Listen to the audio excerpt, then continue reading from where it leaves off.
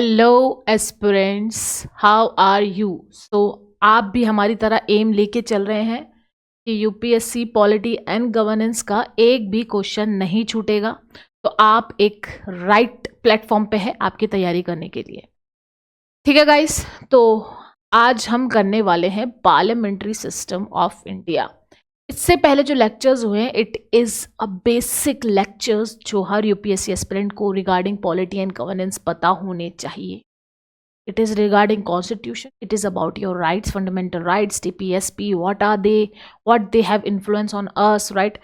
What are the types of majorities and everything is explained in the previous lecture. इससे क्या हो रहा है कि अगर आपने वो प्रीवियस लेक्चर देखे हैं तो आगे मैं कोई भी टर्म यूज़ करती हूँ तो वो कन्फ्यूजन क्रिएट नहीं करेगा कि अरे ये क्या नया बोल दिया मैम ने, ये तो बताया नहीं, ये तो एक्सप्लेन नहीं किया। ठीक है, क्योंकि क्या होता है हर लेक्चर में हम वो एक्सप्लेन करेंगे जो एक्चुअली में लेक्चर में इंपॉर्टेंट है।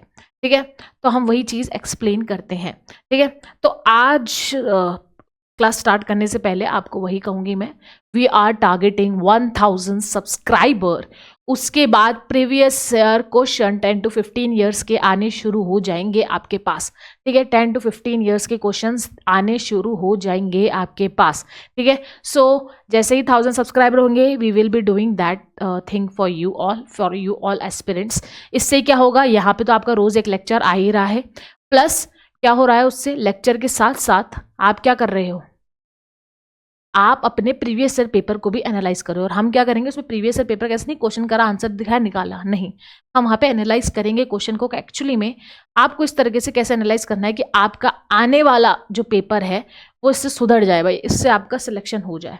ठीक है, I want every deserving candidate जो एक्चुअल में सीरियस है यूपीएससी के लिए वो निकालेगा paper.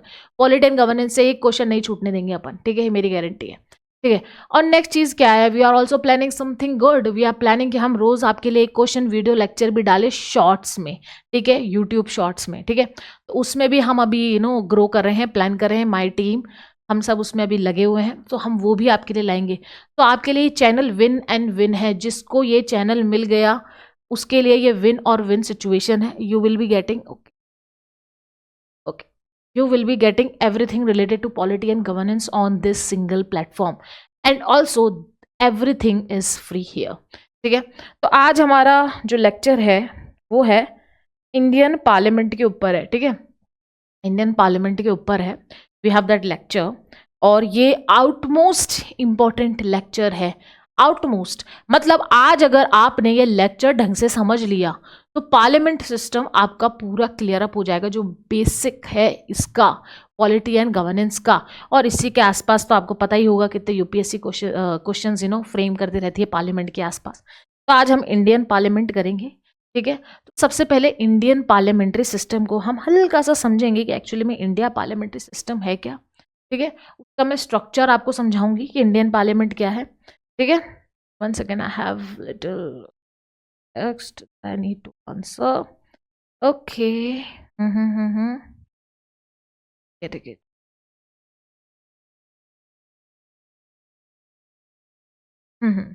Okay, so let's get started. Indian parliament के लिए अब देखो पार्लियामेंट्री सिस्टम क्या है समझते हैं एक छोटी सी स्लाइड से। देखते जाना, बिल्कुल भी इंटरेस्ट लूज नहीं होना चाहिए। ठीक है,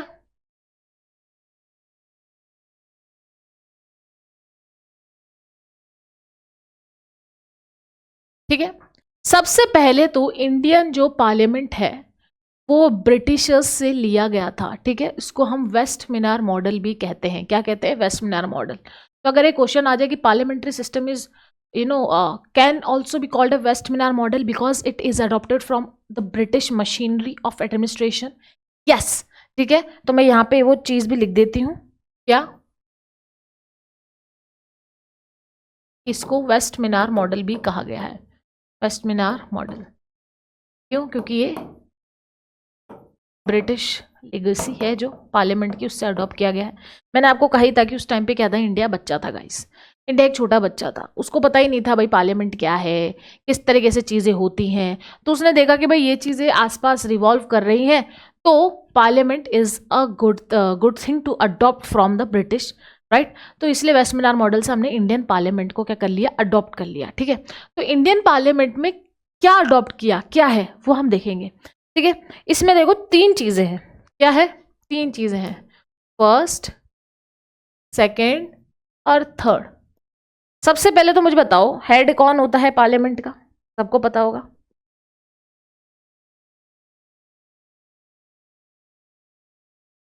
हेड ऑफ स्टेट कौन है हमारा? प्रेसिडेंट जी है। क्या है? हेड, प्रेसिडेंट हेड है। ये थर्ड पॉइंट आप देखिए। और यहां पे हम आएंगे लेजिस्लेचर। समझाऊंगी, ज्यादा वो मत हो। एग्जीक्यूटिव, ठीक है। लेजिस्लेचर में अगर हम डालें तो लेजिस्लेचर में क्या है? 2 चीजें हैं, बाइकैमरल है हमारा लेजिस्लेचर। सब समझेंगे, एक एक चीज को तोड़ेंगे भाई, टेंशन मत लो। बाइकैमरल में क्या है हमारा? लोकसभा, राज्यसभा। सेकेंड क्या है? टेक्स्ट कॉल, फाइन, ठीक है। एग्जीक्यूटिव में कौन आते हैं? PM plus councils of ministers, ठीक है, plus all other administrative authority. Okay, हो गया अपना। ठीक है, चलो सेकेंड। ओके, ठीक है, चलो आप अच्छे से इसको तोड़ते हैं, हमारे इंडियन पार्लियामेंट को बढ़िया तोड़ देंगे, ठीक है। बिल्कुल एकदम क्लियर, क्रिस्टल क्लियर आपको समझाते हैं Indian parliament. Okay, crystal clear कैसे समझेंगे? सबसे पहले ये देख लो कि इंडियन पार्लियामेंट में 3 हिस्से हैं। क्या है? 3 हिस्से हैं। सबसे पहले आएगा लेजिस्लेचर। क्या आएगा? लेजिस्लेचर। लेजिस्लेचर का मतलब क्या है? लेजिस्लेचर मतलब जो रूल्स, रेगुलेशन, एक्ट्स बनाएगा उसको क्या बोलेंगे हम? लेजिस्लेचर। मतलब लेजिस्लेचर का मतलब जो रूल्स, रेगुलेशंस और एक्ट्स को बनाएगा।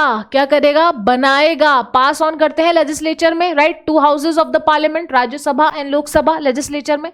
बाय कैमरल का मतलब होता है बाय कैमरल, बाय मतलब 2, तो 2 पार्ट्स में डिवाइड है। एक है हमारा लोकसभा और एक है हमारा राज्यसभा। तो आपने देखा होगा 2 हाउसेज से कुछ भी पास होता है बिल तो वो क्या बन जाता है? एक्ट बन जाता है। तो वहां पे यहीं पे वही हो रहा है, ठीक है। तो लेजिस्लेचर मतलब रूल्स, रेगुलेशन, एक्ट्स बनाएगा, उसको कहते हैं हम लेजिस्लेचर। लेजिस्लेचर बाइकैमरल है, मतलब 2 पार्ट में डिवाइडेड है। एक है लोकसभा, एक है राज्यसभा। लोकसभा राज्यसभा को भी तोड़ते हैं। लोकसभा का मतलब क्या होता है? यहाँ पे डायरेक्ट इलेक्टेड लोग आते हैं।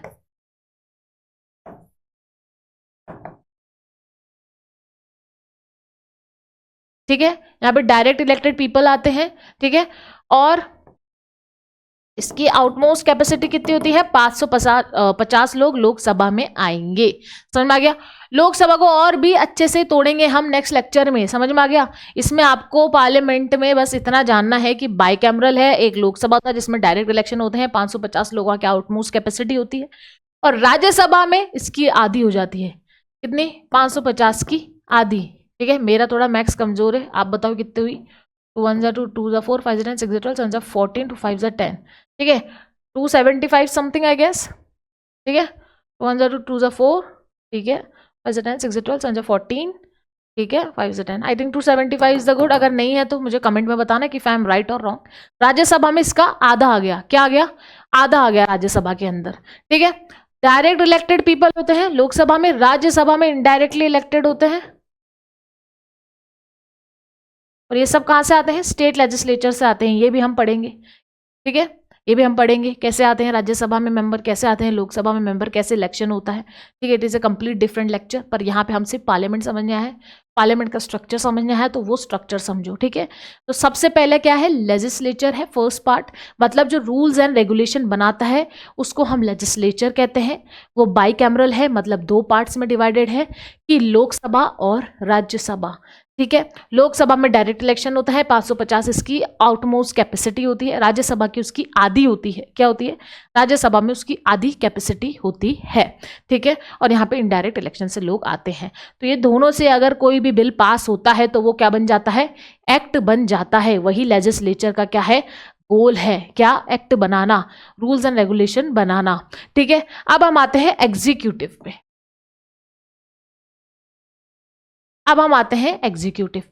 मतलब जो ये रूल्स रेगुलेशन एक्ट्स बना रहा है कौन? लेजिस्लेचर। उसको ऑन ग्राउंड जो एग्जीक्यूट करेगी, उसको हम बोलते हैं एग्जीक्यूटिव। समझ में आ गया इन दोनों के बीच का रिलेशन कि लेजिस्लेचर क्या कर रही है? रूल्स एंड रेगुलेशन बना रही है और एग्जीक्यूटिव उनको एग्जीक्यूट कर रही है। ठीक है, यही इन दोनों का क्या है? रिलेशन है एक दूसरे से। समझ गए? ठीक है, एग्जीक्यूटिव में कौन कौन आता है? हमारे प्राइम मिनिस्टर, उनके काउंसिल्स ऑफ मिनिस्टर और एडमिनिस्ट्रेटिव अथॉरिटी जो उनके अंडर वर्क करती है। ठीक है, तो ये तीनों मिलके क्या इंश्योर करते हैं कि ग्राउंड लेवल पे क्या हो? वर्क हो। क्या हो? ग्राउंड लेवल पे वर्क। आपने देखा होगा जितनी भी पॉलिसीज वगैरह होती है उसमें क्या होता है? पीएम का क्या होता है? सबसे बड़ा फोटो लगी होती है। क्यों? क्योंकि वो क्या है? एग्जीक्यूटिव का हेड है। ठीक है, कुछ भी पॉलिसीज अगर एग्जीक्यूट हो रही है इंडिया में तो उनके द्वारा हो रही है, एग्जीक्यूटिव्स के द्वारा, इसलिए उनके हेड की फोटो सबसे पहले ऊपर लगी होगी और उसको अनाउंस भी क्या करेंगे? पीएम करेंगे, अकॉर्डिंग पीएम दिस योजना, राइट। तो इसलिए क्या है? एग्जीक्यूटिव का उसके अंदर रोल है। समझ में आ गया आपको? लेजिस्लेचर और एग्जीक्यूटिव। हमारे इंडिया जो पार्लियामेंट्री सिस्टम है, ठीक है, वो क्या कर रही है? पावर्स को बाइफरकेट करती है, चीजों को क्या करती है? जितना हो सके उतना स्ट्रक्चर वे में दिखाती है हमारी इंडियन पार्लियामेंट। इसका मतलब क्या है कि एक के पास एकदम अथॉरिटी नहीं है, सबके पास एक दूसरे को चेक करने की अथॉरिटी है। कैसे? कि लेजिस्लेचर तो सीता है और एग्जीक्यूटिव गीता है। ये सीता और गीता एक दूसरे को क्या करते रहेंगे? चेक करते रहेंगे। कैसे? इसका भी मैं तुम्हें बता देती हूँ। ठीक है, सिंपल सी बात है। जो लेजिस्लेचर है ना, हमारी लोकसभा है, वो क्या करेगी? अगर उनको लगता है कि executive is not doing the work, it is going against the constitution, ठीक है, और उन्हें लगता है कि now the executive is not fit to do certain works, council of ministers are not fit to continue the work of the parliament और the continue the work of the execution, which right. तो अब लोकसभा क्या कर सकती है? इनको check करने के लिए नो कॉन्फिडेंस दे सकती है। क्या कर सकती है? नो कॉन्फिडेंस दे सकती है। मतलब कि लोकसभा बोल रही है कि अब हमें लगता है they are not fit to run the government, so now we are, जितने भी हम मिनिस्टर्स हैं, हम क्या कर रहे हैं? हम बोल रहे हैं कि हमें इनमें कॉन्फिडेंस नहीं है, इन्हें हटा दिया जाए। और नो कॉन्फिडेंस मोशन के पास ये councils of ministers headed by the PM, council of minister is headed by the PM, ये क्या हो जाती है? खत्म हो जाती है गवर्नमेंट। ठीक है, खत्म हो जाती है। तो इससे क्या होती है? सीता गीता पे चेक रखती है कि अगर आपने कुछ भी गलत करा तो मैं नो कॉन्फिडेंस मोशन डाल के पूरी सरकार गिरा दूंगा। समझ में आ गया? तो सीता ने गीता को चेक करा। मैंने क्या बोला कि एक दूसरे को सब चेक करते हैं, तो गीता भी तो सीता को चेक करेगी। ठीक है, तो गीता और सीता भी क्या करती है? एक इनके पास पावर है। क्या है? डिसॉल्व करने की पावर। मतलब अगर councils of ministers headed by PM president को ये आदेश देते हैं कि लोकसभा को डिसॉल्व कर दिया जाए, ठीक है, तो लोकसभा डिसॉल्व हो जाती है। समझ में आ गया तुम्हें? तो सीता और गीता एक दूसरे को क्रॉस चेक कर रहे हैं। कैसे? लोकसभा क्रॉस चेक कर रही है नो कॉन्फिडेंस मोशन से, और हमारे PM headed by council of ministers कैसे चेक कर रहे हैं लोकसभा को कि वो कभी भी डिसोल्यूशन कर सकते हैं। इससे क्या हो जाएगा? लोकसभा पूरा डिसॉल्व हो जाएगा। समझ में आ गया? So I have a little question. What do you think? Rajya Sabha is also dissolvable? Comment your answers. Okay, I will see. ठीक है, तो अब आपको समझ आया इंडिया का जो पार्लियामेंट है वो कैसे वर्क करता है। ठीक है, कैसे एक दूसरे को क्रॉस चेक में रखता है, कितना स्ट्रक्चर है, किसका क्या काम है, सब कुछ इंडियन पार्लियामेंट में डिवाइड है। लेजिस्लेचर का काम है rules and regulation banana, executive का काम है उनको एग्जीक्यूट करना ग्राउंड लेवल पे। समझ में आ गया?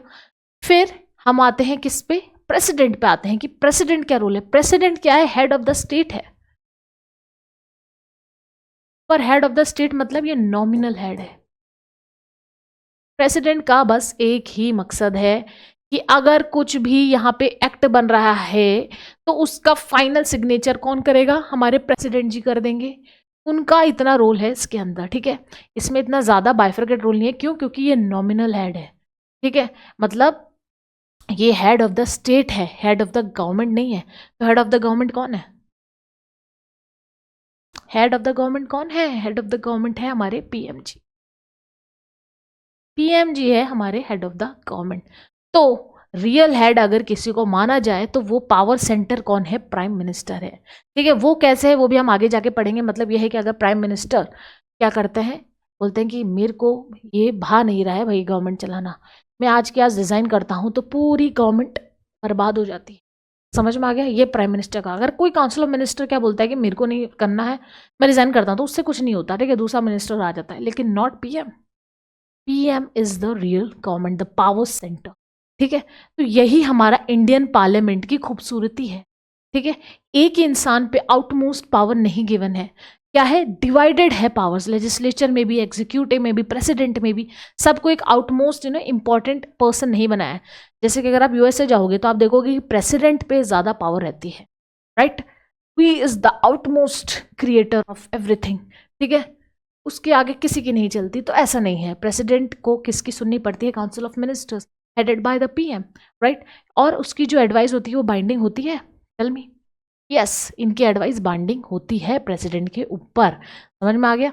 तो इस तरीके से एग्जीक्यूटिव लेजिस्लेचर को चेक में रखता है और प्रेसिडेंट भी कहीं ना कहीं चेक होता रहता है by PM and councils of ministers. क्यों पीएम के पास इतनी पावर है, because PM is the head of the majority party elected by us.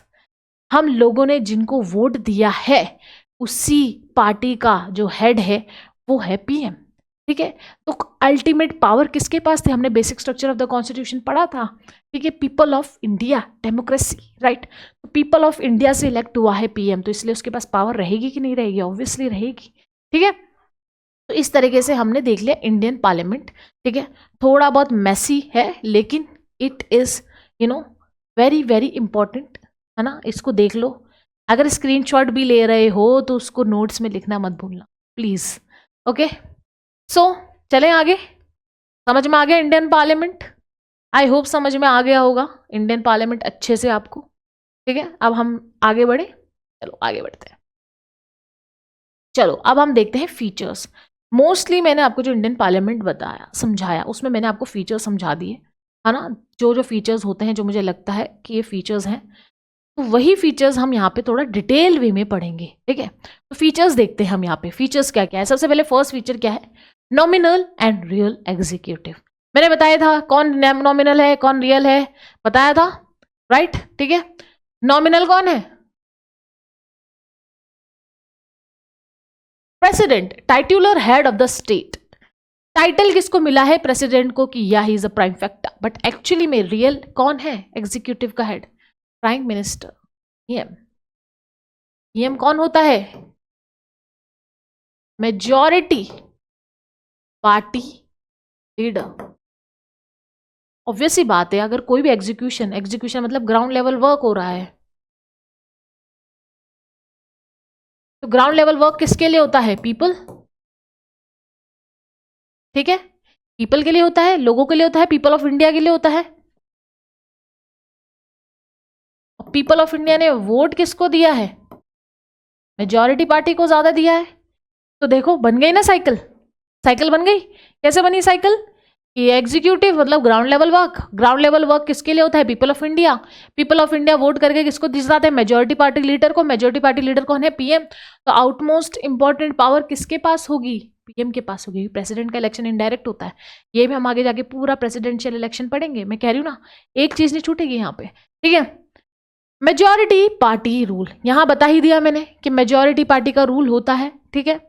Political party securing majority seat in the Lok Sabha forms the government. अब देखो इसके अंदर क्या है, मेजॉरिटी का मतलब नहीं है आधा, ये मत समझना ना, हाफ वोट से आधा वोट से ज्यादा मिल गए तो भाई मेजॉरिटी हो गई। भाई यहाँ पे पॉलिटिकल पार्टीज एक नहीं होती है, ठीक है।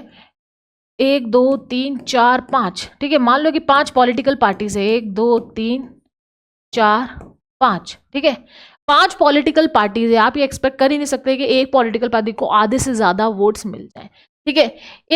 इन मान लो कि लोकसभा के इलेक्शन है, 550 सीट्स के लिए इलेक्शन है, ठीक है। तो 550 सीट में जिसको ज्यादा मिलेगी वो कहलाएगी मेजॉरिटी पार्टी।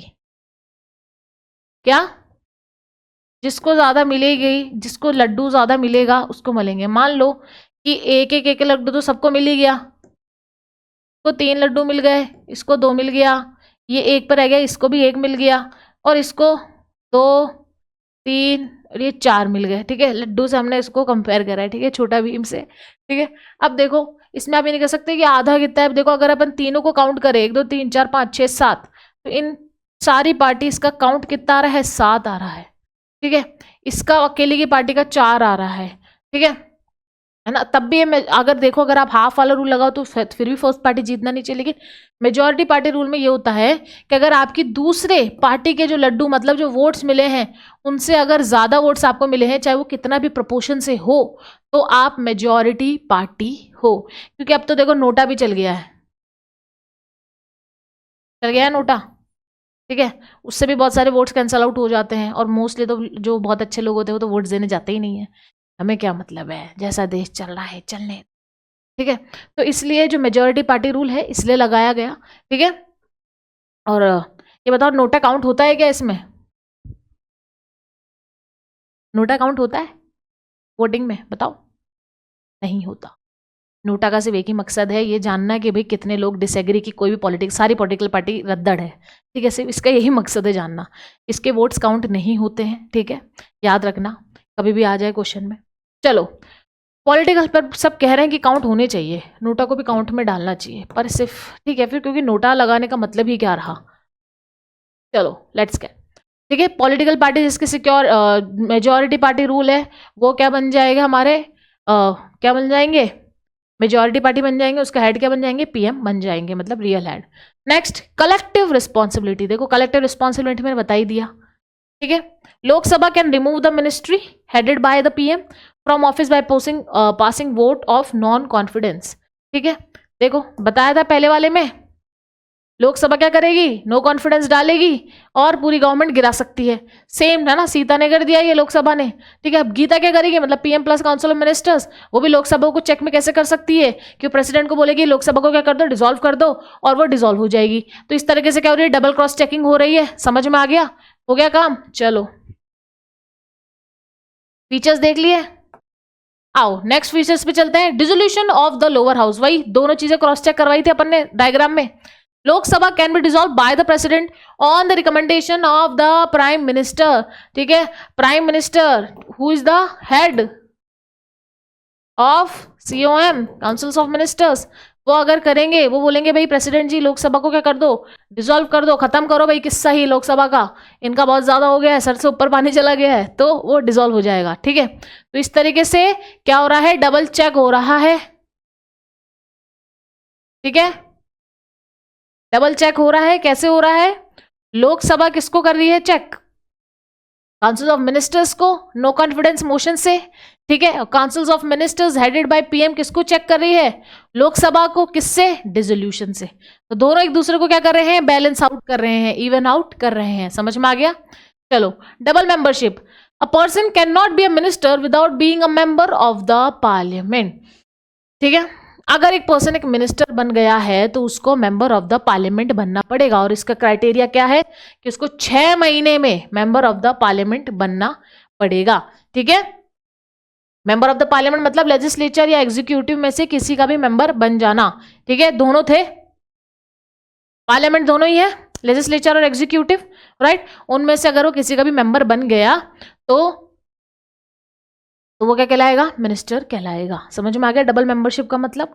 कि उसको पार्लियामेंट का मेंबर होना जरूरी है, और अगर वो नहीं है, अगर वो इलेक्ट हो गया है तो उसको 6 महीने में मेंबर ऑफ द पार्लियामेंट बनना है। पार्लियामेंट में क्या आता है? लेजिस्लेचर आता है, लोकसभा राज्यसभा, एंड एग्जीक्यूटिव आता है, PM plus council of ministers plus other executive bodies, ठीक है। उनमें से किसी का भी मेंबर बनेगा तो मिनिस्टर के लिए क्वालिफाई हो जाएगा 6 महीने के अंदर। कितने महीने में? 6 महीने। कितना महीना? 6 महीना सरकार, ठीक है। खत्म। चलो अब देखो, हमारी जो पार्लियामेंट्री सिस्टम ऑफ इंडिया है, इसके हमने देखा कि पार्लियामेंट होता क्या है। देखो, रिवाइज करो, देखा पार्लियामेंट होता क्या है, ठीक है। पार्लियामेंट का स्ट्रक्चर देखा, कौन कौन से लोग इन्वॉल्व है पार्लियामेंट में, कि वेस्टमिनार मॉडल था, ब्रिटिश लेगेसी से लिया। लेजिस्लेचर एग्जीक्यूटिव में क्या बाइफिकेशन है और प्रेसिडेंट का क्या रोल है, ठीक है। फिर हमने देखा कि इसके फीचर्स क्या क्या हैं जो एक पार्लियामेंट को पार्लियामेंट्री सिस्टम बताता है, ठीक है। हमने इसके फीचर्स देख लिए। फिर हमने इसके डिफरेंट टाइप ऑफ फीचर्स देखे जो मैंने ऑलरेडी वहाँ पे पढ़ाए थे, लेकिन फिर मैंने आपको वापस यहाँ पे एक्सप्लेन करी कि कैसे डबल चेक करते हैं, डबल मेंबरशिप कैसे होती है। सीता गीता वाला आपको रोल बताया मैंने, ठीक है। अब हम आएंगे मेरिट्स पे। कोई भी चीज़ होती है आपके लाइफ में रिलेटेड टू एनीथिंग, उसका एक मेरिट और डीमेरिट होता है। वैसे ही हमने जब ये पार्लियामेंट्री सिस्टम अडॉप्ट किया, उसका भी मेरिट और डीमेरिट है, ठीक है। तो मेरिट क्या क्या है? मेरिट है harmony between legislature and executive. क्या हार्मनी है लेजिस्लेचर और एग्जीक्यूटिव के बीच में? मतलब लेजिस्लेचर का काम क्या है? एक्ट्स क्या करेंगी? बनाएंगी, ठीक है। दोनों हाउस में पास होता है, एक्ट्स बनते हैं, और एग्जीक्यूटिव उनको क्या करेगी? ग्राउंड लेवल पे वर्क करेंगी,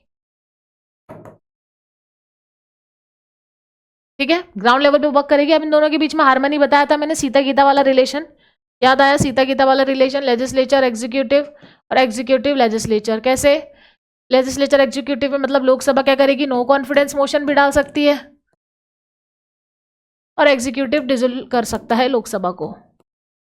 समझ में आ गया? तो इस तरीके से क्या हो रहा है, इनको पता है कि इन दोनों के पास पावर है एक दूसरे को तबाह करने की, तो ये क्या करेंगे? एक दूसरे के साथ हार्मनी से रहेंगे, खुशी खुशी रहेंगे। आपके साथ भी होता है ना, आपको पता है कि इस person holds some power, to impact us. So what we will do, we will try to be as harmonized as possible. We will not do any chaos वगैरह नहीं मचाएंगे ना, गुस्सा उस्सा नहीं करेंगे, लड़ाई वड़ाई नहीं करेंगे। तो वैसे ही इसमें होता है, ठीक है, क्योंकि इनकी पावर क्लियरली डिफाइन है कॉन्स्टिट्यूशन में, ठीक है। तो कोई लड़ने की बात ही नहीं है। Responsible government, parliament exercise control over the ministers. मैंने कहा ही है रिस्पॉन्सिबल गवर्नमेंट बन गई ना सीता गीता वाले सीन से, ठीक है। पार्लियामेंट के पास एक्सरसाइज है, ठीक है, जो काउंसिल्स ऑफ मिनिस्टर्स के ऊपर, ठीक है। काउंसिल ऑफ मिनिस्टर ने मनमानी नहीं कर सकते, नो कॉन्फिडेंस मोशन डाला और तबाह हो गई वही, ठीक है, तबाह हो गई। Okay, so prevents despotism, authority vested in a group of people. अब देखो डेपोटिज्म का मतलब क्या होता है, जो मोस्टली कंट्रीज में होता है, if you know Saudi and all, right, middle east countries में क्या होता है, डेपोटिज्म होता है। डेपोटिज्म मतलब कि एक या उसके ग्रुप के आसपास लोगों के पास आउटमोस्ट पावर होना, और हमारा इंडियन पार्लियामेंट इसी को क्या करता है, हटाता है। आपने देखा ना स्ट्रक्चर कैसा था, मैंने आपको बताया सबके पास अलग अलग पावर्स है, प्रेसिडेंट के पास अलग है, पीएम के पास अलग है, काउंसिल ऑफ मिनिस्टर्स के पास अलग है, राइट। फिर हमने देखा कि लेजिस्लेचर में हमने देखा क्या कि लोकसभा राज्यसभा, इन दोनों की डिफरेंट डिफरेंट पावर है, एक्ट कैसे बनेगा, ठीक है। तो इससे क्या हो रहा है, आपको समझ में आ रहा होगा कि पावर्स कैसे बाइफरकेटेड है, ठीक है, पावर्स कैसे डिवाइडेड है। तो मतलब एक इंसान या एक ग्रुप आके सी नहीं कर सकता कि हमारे पास एक्स्ट्रा पावर्स है। Power is vested in everything in parliamentary system, ठीक है। मोस्टली किसके ऊपर होती है, पीएम के ऊपर होती है, बिकॉज वो मेजॉरिटी पार्टी का लीडर होता है, जिसको हम लोगों ने वोट दिया होता है, ठीक है ना। तो इसलिए इसमें आप देखो कि क्या है, डिपोटिज्म कम होता है, सबके पास पावर है, तो एक ग्रुप के पास, अकेले के पास पावर नहीं होती। Next, ready alternate government. Alternate government कौन सी होती है? Opposition, opposition party guys, opposition party ready है, रेडी ऑल्टरनेट गवर्नमेंट है, ठीक है। Opposition is ready to serve you all, ठीक है, समझ में आ गया। तो next, wide representation. Wide representation कैसे होता है? लोकसभा, राज्यसभा, राज्यसभा में सारी स्टेट्स होती हैं represent as per the population, same goes to Lok Sabha, ठीक है। जितने भी इंडिया में सिलेक्शंस होते हैं मिनिस्टर्स के, वो लोकसभा में प्रेजाइड करते हैं। तो क्या हो रहा है, वाइड रिप्रेजेंटेशन हो रही है, राइट। प्रेसिडेंट भी अलग से इलेक्शन करके आ रहा है, ठीक है, इनडायरेक्ट इलेक्शंस हो रहे हैं, तो वो भी वाइड रिप्रेजेंटेशन कर रहा है। तो एक तरीके से जो इंडिया के लोगों ने वाइडली जिसको रिप्रेजेंट करा है वो पीएम बन जाता है, ठीक है, और जिसको पार्लियामेंट वाइडली रिप्रेजेंट करता है वो प्रेसिडेंट बन जाता है, ठीक है। तो इस तरीके से हो रहा है कि वाइड रिप्रेजेंटेशन हर स्टेज पे हो रही है। समझ में आ गया? चलो डायलॉग समझ में आ गया। अब आते हैं डीमेरिट्स। मैंने कहा ना कुछ भी एक्शन लोगे उसके मेरिट्स और डीमेरिट्स होते हैं।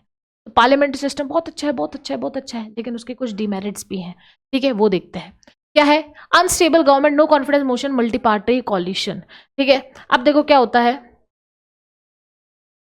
अनस्टेबल गवर्नमेंट कैसे बोल सकते हो आप किसी चीज को? ठीक है, अगर मान लो कि लोकसभा ने लोचा कर दिया कि भाई मिनिस्टर्स वगैरह ने डिसाइड किया कि हाँ भाई अब तो गेम बजाना पड़ेगा गवर्नमेंट का, तो वो क्या डाल देते हैं? नो कॉन्फिडेंस मोशन डाल देते हैं।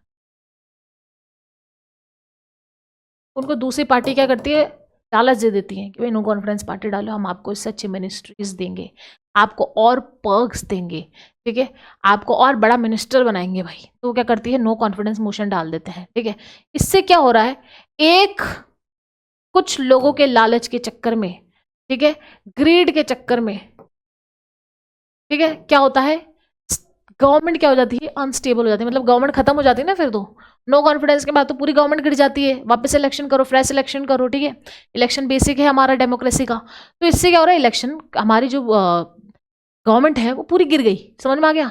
अब इससे क्या हो रहा है? अनस्टेबिलिटी आ रही है। और हमारे इंडिया के पास क्या है? Limited resource. क्या है? Limited resources we have as an Indian. ठीक है, तो लिमिटेड रिसोर्सेज में हम बार बार इलेक्शंस करवाएंगे तो इससे क्या होगा? हमारी खुद की तिजोरी खाली हो जाएगी इंडिया की।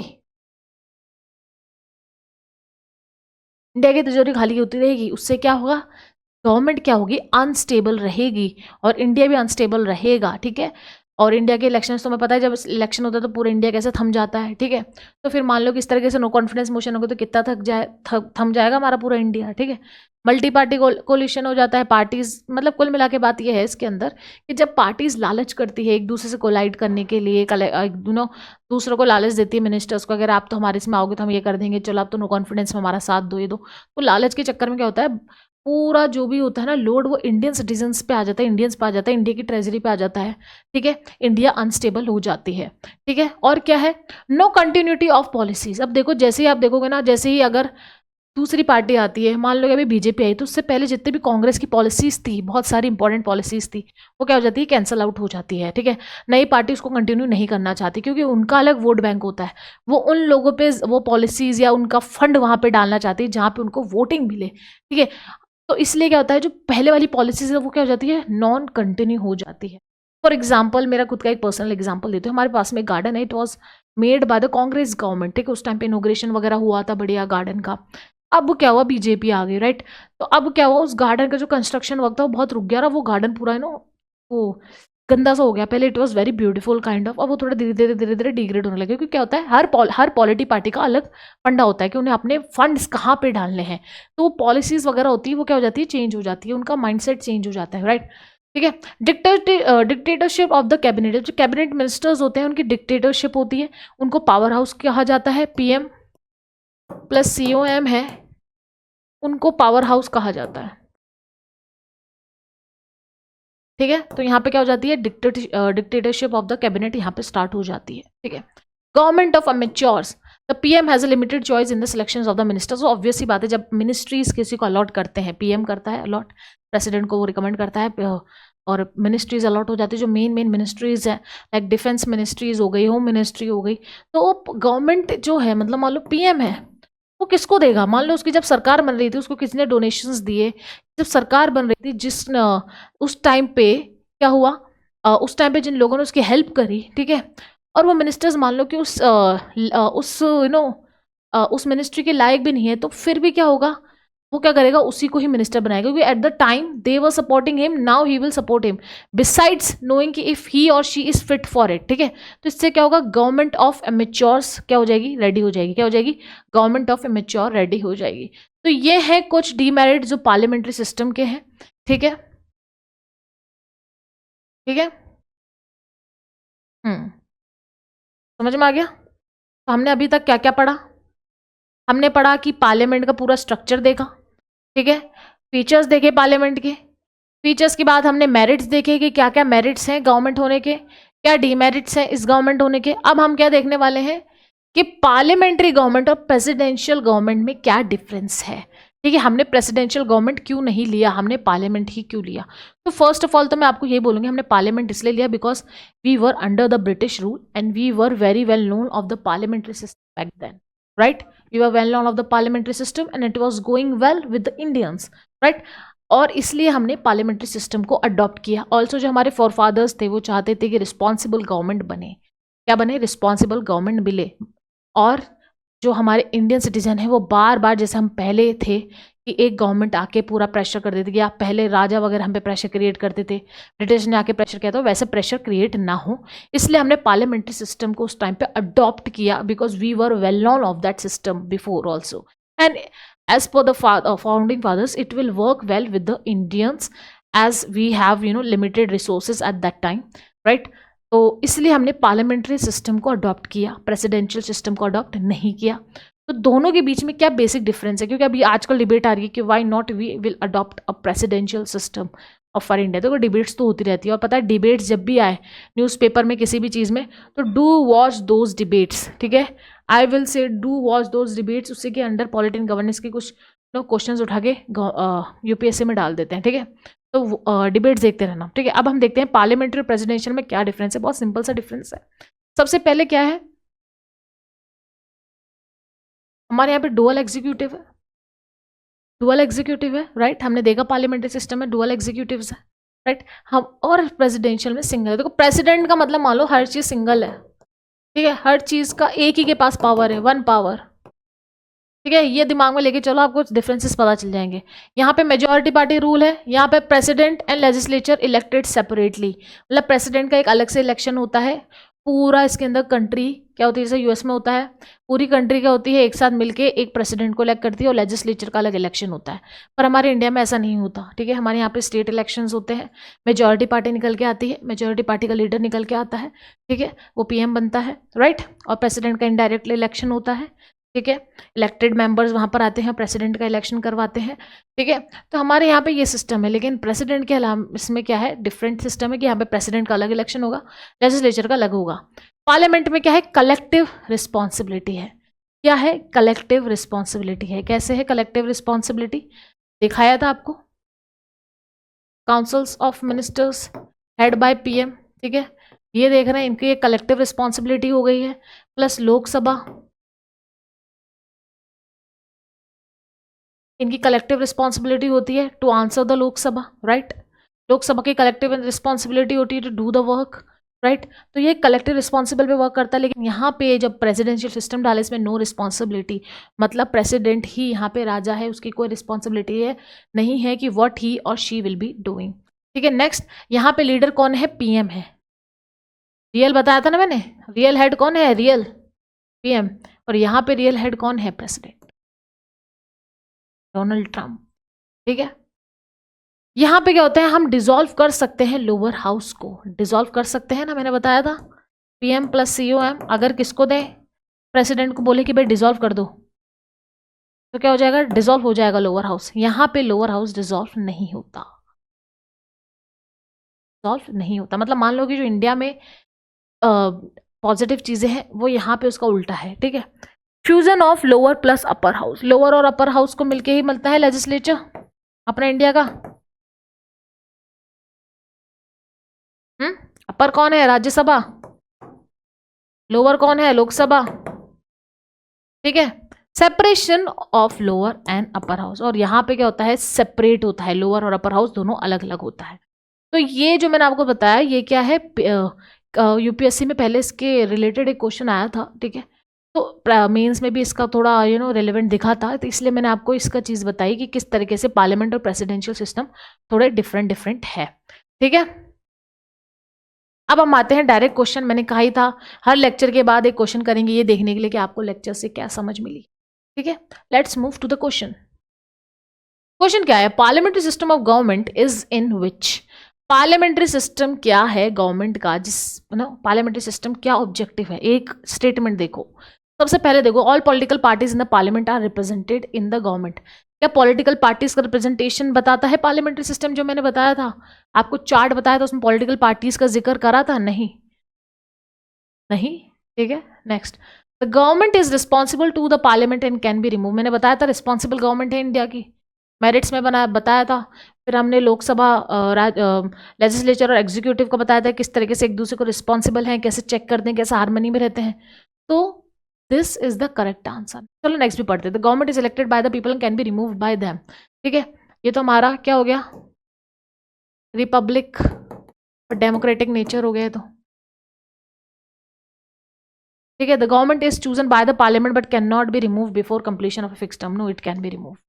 ठीक है, तो हमारा आंसर क्या आ गया, सेकंड आंसर हमारा आ गया है।